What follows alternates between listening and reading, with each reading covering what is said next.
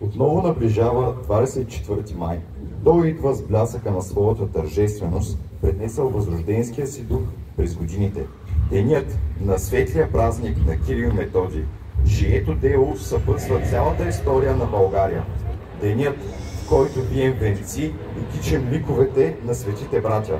Отново утрото събужда деня с химна "Върви, народе възродени".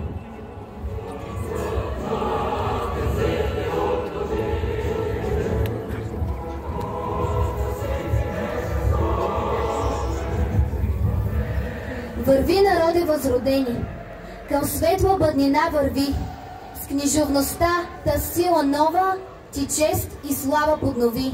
Са думи, които всеки българин знае от момента на пристъпването на училищния праг. Думи, които често пъти изговаряме наизуст, без дори да се замислим за смисъла и гордостта, които носят. Пеем химна на братята Кирил и Методий, независимо дали сме първолаци или завършващи. Защото 24 май е символ на достоинство, традиция и духовност. Достоинство, защото на този ден честваме азбуката, която сме дали на света, даваща самочувствие, образованост и културна независимост на всички славяни. Традиция, защото това е най-дълго празнуваният ни празник в историята, вече повече от 200 години. Духовност, защото той е празник на културата и науката, на хората, градящи устоите на нацията, на хората, даващи ни идентичност и на тези, които възпитават поколенията след нас.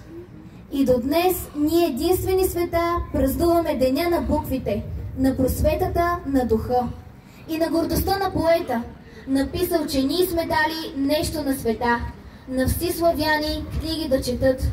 И всеки българин може да изрече високо и ясно, че е потомък на народ, който заема важно място в историята на Европа. Да споделят нашето вълнение, нашите успехи и постижения са дошли госпожа Кремена Георгиева, председател на училищното настоятелство на Средно училище Димитър Талев, също така родители, близки и приятели.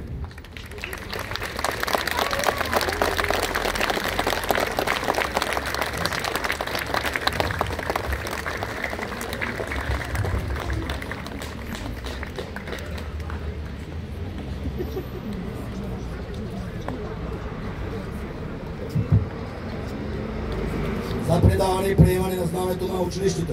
Равнис, мирно, знаменосци, ходом, марш!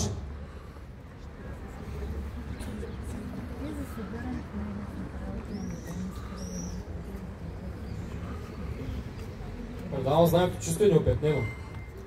Приемам знамето на Средно училище Димитър Талев чисто и неопетнено.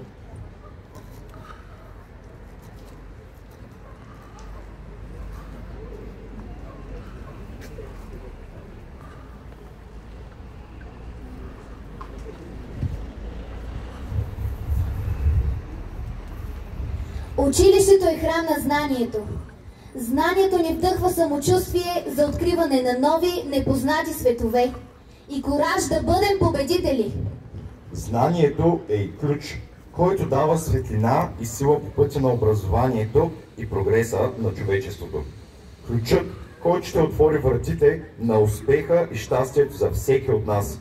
Християн от 12 А клас ще предаде ключа на знанието на Виктория Георгиева от 1 В клас.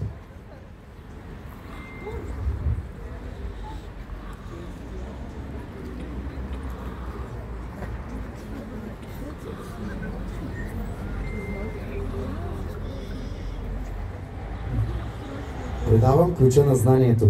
Използвай го в предстоящото си пътуване в света на науката. Предавай и на следващите талевци, за да пребъде българското слово и нашето училище.